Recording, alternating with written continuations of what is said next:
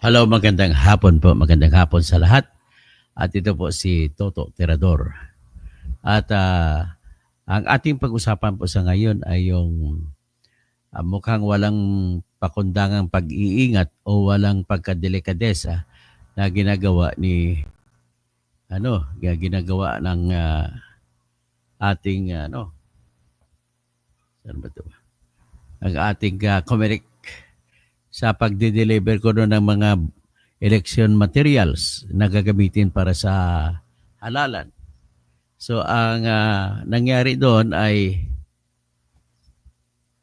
natagpuan sa bahay ng isang pribado na bahay sa Buhangin, Davao City ang napakaraming mga election materials. At na-raise itong concern ito na huli ng mga private citizens. At syempre, dahil sa aligaga, kahit sino aligaga sa kung ano talaga ang mangyari sa mga eleksyon natin, ay nadala ito sa atensyon ng madla. At dahil dyan, ay sinita, no? Sinita. Ang nagsita to ang mga tao, hindi yung mga pulis o ano. Kumbaga, gumagawa ng hakbang po ang Comelec sa pagpapadala ng tinatag na materialis. Ang materialis nila, ang problema natin ay wala pong bantay na pulis, opisyal na pulis na bantay kung anong gagawin. So kung walang bantay, anong suspetsa talaga ng tao? So dahil ganoon po, ay mukhang baliwala sa Comelec natin ang pag-iingat ng balota. Sa ngayon po, ang ating problema ay lahat po ng bagay patungkol sa eleksyon ay sinususpetsa ng kahit sino. Hindi naman lingid sa ating kaalaman kasi na nagkadayaan kahit na nung 2022 elections nagkadayaan. So ayaw maulit ng kahit sino. Kahit sa totoo lang ng mga gusto ng mga laban na patas, ayaw nila yan. Ngayon, kung gusto nila talaga yung gano'n na laban, sila po ay gusto nila na magdayaan kaya parang gano'n nangyari. So ang laban, ang nagkataon of all places in the Philippines, bakit dyan pa nangyari yan sa Davao City? So ngayon kung nangyari yan sa Davao City, alam naman natin na mainit sa Davao City. So kung mainit sa Davao City, sana ang dahilan ba kung bakit mainit, siyempre tumatakbo si Duterte dyan na pagkamayor. At kung tumatakbo sa pagkamayor, hindi naman lingid sa kaalaman ng lahat na talagang mataas yung chance, mataas sa survey talaga si Duterte kahit balik-baliktarin mo pa. Yan naman ang katotohanan dyan. So para matalo siya, siyempre the only way para matalo si Duterte dyan sa Davao City pagka-mayoral ay dadayain. So itong nakita na hindi kaingatan ng Comelec, na ang ginawa nila, nagpapadala sila ng materialis at doon sa bahay na pribado ng tao. Bakit nyo dinala doon ang napakaraming mga materialis na gagamitin para sa eleksyon? Yan po ang napakalaking tanong at gusto ko matunghayan ninyo kung ano ito. Ito po siya.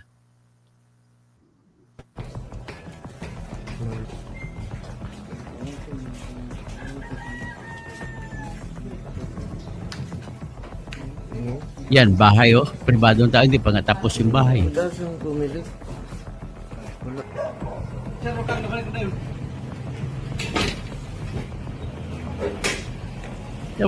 Wala ka makikitang nagbabantay ng mga pulis na under control naman ng Comelec ang pulis. Alam naman natin na base sa siniwalat ni Attorney Harold Respicio na madali lamang po pag ginalaw mo yung makina na gagamitin sa eleksyon, pwede mo na po ma-hack ang source code sa ilalim at pwede mo mapapalitan. At anong ibig sabihin, ba't maaga pa nilagay dyan para maaga pa gagawa ng paraan? Bahay ba kaya ng isang hacker yung bahay na pinagpuntahan, pinagdadalhan ng mga mga election paraphernalia? At ayon sa Comelec, sa kanilang sagot, huwag daw mag-alala. At yan naman daw ay mga materialis, kasama na po dyan yung tinatawag na Starlink at saka yung mga solar panels na gagamitin sa mga lugar na walang kuryente. At para yung kuryente sa pamamagitan ng inverter, ililipat ngayon sa alternating current mode para tatakbo yung makina ng COMELEC. At para tatakbo din ang Starlink. At ang Starlink ang gagamitin sa pagkukonect sa internet. So ayon kay Attorney Harold Despicio na tumatakbo ng Vice Mayor sa bayan ng Reyna Mercedes sa Isabela, ay delikado talaga kasi split of a second lang daw o 1 second or 2 seconds ay kaya ng manipulahin ang source code. Kahit pa may password ang mga ATM machines niyan, automated counting machines, ay kaya ng pasokin kung talagang papasokin. At nilinaw niya sino ba sa mga tao na interesado ang merong access sa ating mga makina. Sinasabi niya, dinidiin niya, walang ibang tao na may access sa ngayon kundi ang COMELEC lamang.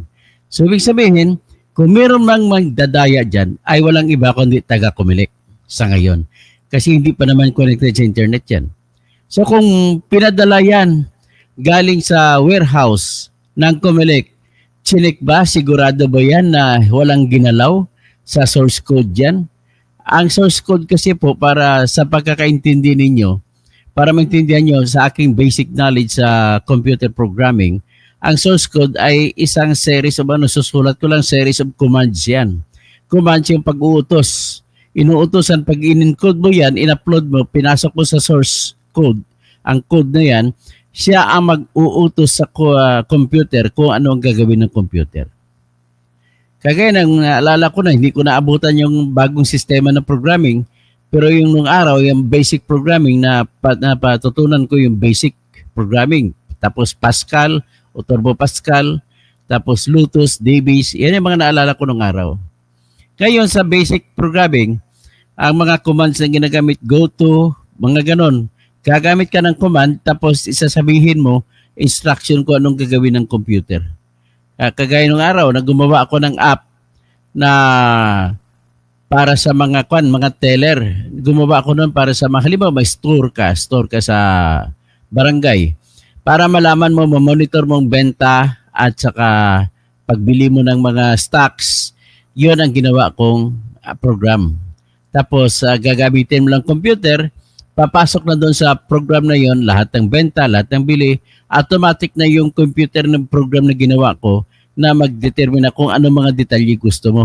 Kikitain na kagad ang mga magkano kinita. Kasi kada item na binibenta mo sa tindahan, iba-iba po yung patong na porsyento mo para ganansya mo. So, ganun po ang election ATMs, ganun din ang function niya. Kaya lang, this time, ang inuutos kung ano, halimbawa, isang mga kandidato, 5 kandidato, A, B, C, D, E, sasabihin niya kung fair, let whatever votes that will be read na mababasa, na boto na mababasa na makina ay i-credit kung ganitong mukha ay kung ganito napili, halimbawa, sabihin natin na sino bang kandidato para fair tayo. Wala tayong bagitin na sinong kandidato. Gawin na lang natin candidate A. Si candidate sa ilagay ko instruction sa aking computer. Diyan, instruction, mayroong 5 kandidato. Si A, si B, si C, si D, si E. Tapos, next command ko, kung ano ang mabasa ng makina ay i-credit kung kanino. Kung halimbawa nabasa sa bilog na number letter B, i-credit mo kay A. Kung mabasa ay sa ng reading ng automated counting machine ay E ang binilugan, so makikredit kay E. Yan ang dapat ang fair na programming sa source code. Kinikwento ko lang sa inyo yung basic, pero hindi ko alam ang detalye nila sa ngayon na ginagamit nila. So pagkatapos, yan ang fair. So ngayon, kung gusto ko mandaya, sasabihin ko, lahat ng boto sa kada 3 boto sa bilog na letter A, i-credit mo kay C. Tapos, papunta naman ako kay B, lahat ng mga boto na binasa ng computer para kay B, ang kalahati nun, i-credit mo kay C. Tapos, ang lahat naman ng boto na nababasa para kay C, i-credit mo lahat kay C. Tapos, ang lahat naman ng boto para kay D ay dalawa nun, o di kaya isa, ay kalahati, ay boboto mo, i-credit mo kay letter C. So, sa boto naman ni letter E, halimbawa, sabihin niya, kada isa sa kada 3 boto kay letter A, ikikredit kay C. Ganun po gumawa ng daya sa source code. Ganun na po kasimple yan. Ngayon, mahuhuli mo yun pag sinabi mo, pag gumamit sila, mali sila, halimbawa, inutos niya. Kada boto ng 3 kay letter A, i-credit mo yung 2 or isa kay letter C. Ngayon, ang tanong, kung walang nabasa ang computer, anong gagawin ng computer kung wala siya nabasa ng boto kay A? Natural, hindi siya magkakredit kay C nang galing kay A. Ganun po yun. So, iyan po, pinapaliwanag ko lang sa inyo kung ano ang prinsipyo sa tinatag na source code, paano sila nagbibilang para automatic. Okay? So, ngayon, kung mandaya, ang ginagamit ng mga hacker ay hindi kung bilang ng 1, 2 boto, kundi sabihin lang 50% of voters counted for A as read by the machine shall be credited to candidate C. Ganun ang ginagawa nila. Okay? So, ganun na po kadali yan ang in a split of a second, papalitan mo lang yung source code, yung command code. Kung tawagin pa sa noong araw na salita. Okay? So, ganito, ang problema ko nito is, hindi ko naman sinasabi na mandadaya yung COMELEC, pero ang problema lang is, nagkaroon sila ng ginagawa ng aksyon na walang mga testigo, walang police man lang nag-escort, at tapos pinadala nila ang lahat ng voting paraphernalia papunta sa isang bahay. Bahay na hindi pa tapos, Attorney Pelayo. Kumbaga, napagawa ng bungalow, hindi pa tapos, may mga hollow block pa sa gilid, hindi pa palitada. So, doon dinala ang mga isang truck na materialis ng COMELEC. Anong ibig sabihin nun? Ba't hindi dineposito sa Office of the Treasurer ng City? Wala bang tiwala sa Treasurer ng City? Meron namang COMELEC official dyan sa Davao City. Bakit hindi nyo i-deposit sa official office ng COMELEC? Ganun po ang tanong ko, bakit nyo ibinigay sa pribadong tao? Yan ang tanong. Ngayon, ang sagot naman nila ng COMELEC na pinadala nila ay wala naman dapat alalahanin. Ewan ko kung ano man ang dahilan kung bakit walang alalahanin kasi ipapadala daw yun sa mga probinsya dyan sa Region 11. Okay? So pakinggan natin ito, tingnan natin yung nangyayari sa Davao City.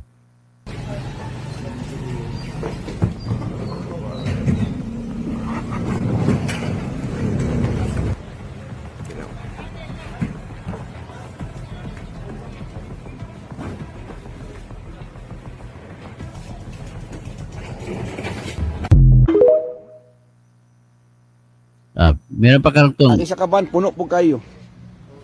Isang kaban na puno daw. So, ibig sabihin maraming van. Yung isang van na nabutan punong-puno ng materialis ng kaya nasakpa naman. Nakakatawa ka man. Dili na ka may mutang balihon. Ayan o, hinarangan ng tao. Walang pulis nang babantay, hinarangan lamang ng tao. Ang mga truck na may bit-bit ng mga election materials. Okay. Ako na ning ipasa akong power kay wala ko power sa Brigada ni Supreme Tagum, Brigada Cloyd, sa Brigada Kyle. Mabuti na maraming vlogger na humarang din. Ban. Muna jud ko miyan ban kay kakuya po na jud kay Kuban. Nagahapon pa ko ni at least na salitang Cebuano ang gamit. Nanay mga pulis, bantayan na nila pero akong usbon. May dumating naman na pulis. Tanan nga mga election paraphernalia nga naakaroon na ning duha ka mga ban. Kini isa ka van, pulos na ni question mark. Ang dami. Question mark as in question mark. Sorry to tell you that question mark na ning tanan. Kay nganong niabot sa kapribado. Ang problema dyan, kayong COMELEC, hindi wala kayong delikadesa. Kahit ano gawin mo, kahit malinis ang hangarin ninyo, sa lahat ng bagay na ginagawa niyo, dapat nag-iisip kayo lahat po na mata ay nagsususpetsa. Ngayon, lalo pa mainit ang suspetsa dyan sapagkat ang tumatakbong mayor dyan si Rodrigo Duterte. At alam naman ng bayan na kaaway ng presidente ng Pilipinas si Digong Duterte. So, siyempre, alam naman ng bayan na pinagsususpitsahan na nanalo si Marcos sa Smartmatic. So, ibig sabihin, wag na nating tumpik-tumpik pa. Ang ibig sabihin lang dyan ay ang bayan ay naniniwala na magdadaya talaga si BBM para matalo si Duterte. Yan po. So ngayon, ibig sabihin, hindi lang po yan dyan ang iyang suspetsa, hindi lang dyan sa Davao City nangyayari yan. sa buong bansa ang sinususpetsa na nangyayari yan. Kaya dapat sana man lang, pakiusap man lang Mr. George Erwin Garcia, magiging ano naman kayo, may delikadesa naman sana kayo para naman hindi masuspetsahan. Kagaya niyan, dapat opisyal ng COMELEC ang mahawak yan. Pangatlo, dapat may testigo ng mga political parties bago niyan binyahi mula doon sa warehouse ng COMELEC doon sa Santa Rosa, Laguna. So bago nilabas yan, bago sinakay sa mga truck, dadalhin sa mga barko, sa mga eroplano, dapat may nagbabantay at may mga tinatawag na silyo, tapos ang kada silyo ay dapat ay merong perma ng lahat ng mga partido ng mga political parties, mga representante. So ganun dapat pag-aalaga sa mga bagay na ganun para mawala naman yung tinatawag na pagdududa ng tao. Akalain ba naman sigurado ako kaibigan ko yung dating Marino na si Alex Santos Addison at saka si Doming Marco. Hindi rin ito makakaturog konsensya nila kung makikita nilang eleksyon na mga baluta, mga kwan, para pernalya dadalhin sa Davao tapos i-deposito. Tama ba? Ini-deposito sa bahay ng tao na pribadong tao. Tapos ang bahay pa na pinagdideposituhan, nakita na isang bahay na bungalow na ginagawa pa lang. Siguro bago pa lang kumita yung taong yun, kaya nagpagawa ng bahay. Akalain mo ilang truck dadalhin mo? At ang baluta, libo-libo itong baluta dadalhin para sa Region 11. Wala ba kayong delikadesa? Delikadesa man lang. Alam naman namin na dadayain nyo yan. Pero patago naman, wag naman yung, alam naman namin ayaw nyo manalo si Digong dyan sa Davao. Pero hindi ganon pamamaraan. Ang pamaraan dapat nyo, itago nyo para walang ebidensya. Ito, mabuti na lang hinarang ng mga tao, ang mga truck na mga 12-wheelers na mga van, may mga laman, mga baluta, mga box na laman niya ay mga automated counting machines at saka ibang paraphernalia. Tapos sabi ni George Erwin Garcia, may kasama daw dyan na Starlink na mga devices na gagamitin sa mga presinto na walang kuryente. At kasama din dyan ang solar panels para magbigay ng power para doon sa mga ACM sa mga lugar na walang kuryente. Ang Starlink ang magbibigay ng internet signal.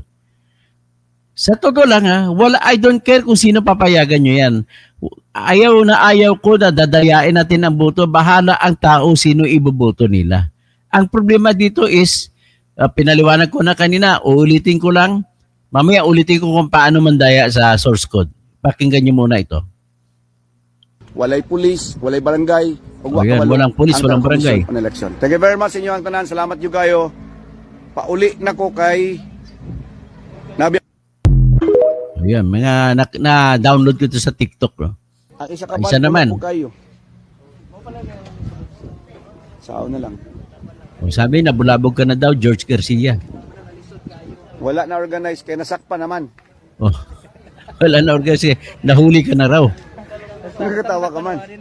Dili na ka may mutang balihon, magini mo na mong sinina, no?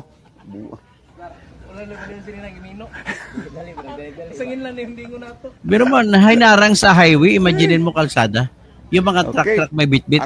Di sabihin, may nakabigay ni tip, hinarangan sa kalsada. Binuksan.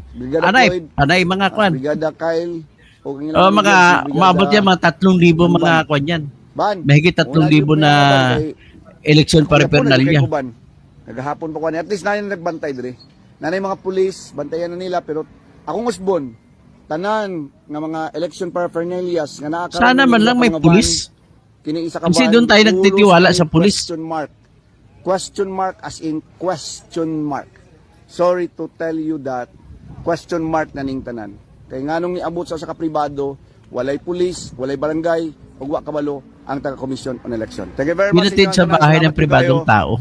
Pauli na ko kay hacker ba yan, pribadong tao?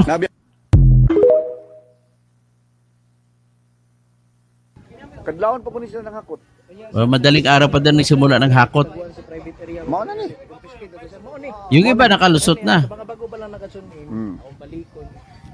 Mo ni siya nga mga election paraphernalia sa nasapon dito sa usa ka private nga balay sa buhangin Davao City, mga kabrigada, hindi karga sa Pwede tampered ang kung dito ka sa kwan walay gwardiya, wala tanan, pwede tampered nila dito. Binuangan nila. unload nun nila karon kay hindi naman Ngayon maaga pa naman ilang araw, mahigit pa isang buwan sa eleksyon. mula ngayon Puro ni kwan. para sa election day sa May 12. Kani in question Ibig sabihin po ay mayroon pa silang time para kalikutin ang bawat makina. Question gyapon ni siya. Tanan nga mga gamit diri nga niabot in question aning tanan. O ngayon, habang nakikinig kayo dyan, mag-explain ako kung paano mandaya sa makina. Ilagay mo sa bahay na yon ng tao, kung sino man yun, kumilik lamang nakakilala kung sino yan. Sa bahay niya, pribadong tao, hindi nga siya official ng kumilik, hindi nga siya treasurer ng City of Davao, hindi nga siya chief of police ng Davao. So, ano ngayon? Bawal na bawal po yan lahat ng mga operations ng government na dadaan sa kamay ng pribadong tao. Kaya po, wala pong pribadong tao na nangangulikta ng batas. Tanging BIR lamang kung sa national taxes. Tanging mga treasurer lamang ang nangangulikta ng mga bayad ng taxes kung sa mga city, mga munisipyo, at mga probinsya. Hindi pa pwede na mag-appoint ang bayan ng Timbuktu na sasabihin kay isang maestro gwapo na siya mangungulikta ng buwis para sa timbayan ng Timbuktu. Hindi po yan pwede. Kailangan direct yan sa ating opisina na official. So ngayon, ang purpose niyan para walang manakaw na pera at para hindi mo mailagay sa balag ng alanganin ang pera ng bayan. Ngayon, eleksyon naman ito para pernalya na kung saan nakasalalay ang kinabukasan ng bayan dahil sa mga balutang yan. Diyan po nagsisimula ang kinabukasan ng ating bayan pagkatapos ng eleksyon. So, ilan taon ba ang apektado ng eleksyon? Kung sa mga lokal, 3 taon. Kung sa mga senado, 6 na taon. So, kung ang boto mo, bobo senador, 6 na taon ka magsasakripisyo sa bobo ng senador. Ganun po yun ang ibig sabihin yan. Ang sinusugal mo dyan, pinakamalaking krimen sa lahat ng krimen na gagawin mo, ay dyan ang pagbababoy ng mga baluta natin. Bakit? Mas malaki pa yan kaysa plunder. Kasi kung ikaw naman ngayon, ang happy dyan na nanalo ka dahil sa mga eleksyon, lahat na lang kaya mo ibenta kahit bansa, pwede mo ibenta. So, George Erwin Garcia, ganun lang ba? Sagot nyo simple, rest assured, everything is above board. Tama ba yun? Alanganin mo. Ganito lang po kasimple mag-hack. Ilalagay kong ang makina, paandarin ko makina, ako yung magpo-program, papasukin ko kasi wala pa namang password yan. Ngayon, sa loob ng makina, source code, merong instruction dyan kung tawagin mo. Ginagamit ko lamang ang prinsipyo ng programming nung ako'y nag-aaral sa basic programming. Ganito yan. Utusan kong makina, gawin mo ito. Election pag-usapan natin. So kung election pag-usapan natin, ang ibig sabihin ay ang tinitingnan natin po ganito. May 5 kandidato, ulitin ko lang. Candidate A, Candidate B, Candidate C, Candidate D, Candidate E. Tapos, lalagay ko ng utos sa source code. Susulat ko sa bawat boto na mabibilang ng makina para kay A ay kung fair ka, ilalagay ko sa command, ibibilang mo kay candidate A. At bawat boto na basa na makina para kay B, ibibilangin mo yan para kay candidate B. Pagkatapos sa C, para kay C. Sa D, para kay D. Sa E, para kay E. Ngayon, para ko madadayo yan, ganito lang mo kasimple gagawin ko. Sa bawat 5 boto para kay candidate A, ay ibibilang mo kay candidate C ang 3. Ganun na kasimple yan. Tapos sa bawat boto ng candidate B, sabihin mo 10 boto kasi malakas siya, ay ilalagay mo ang 4 na boto kay candidate C. Ang candidate C naman, pag bawat boto na mabilang mo para kay candidate C, dapat i-credit mo lahat kay candidate C. Tapos ikukuman ko naman lahat ng boto na mabibilang para kay candidate D, kalahati nun ay i-credit mo kay candidate C. Tapos kay candidate E, kung bumoto may 10, ang 3 ay ibuboto mo ibibilang mo para kay candidate C. Panalo si candidate C. Ganun lamang ho kasimple yan, mandaya sa source code.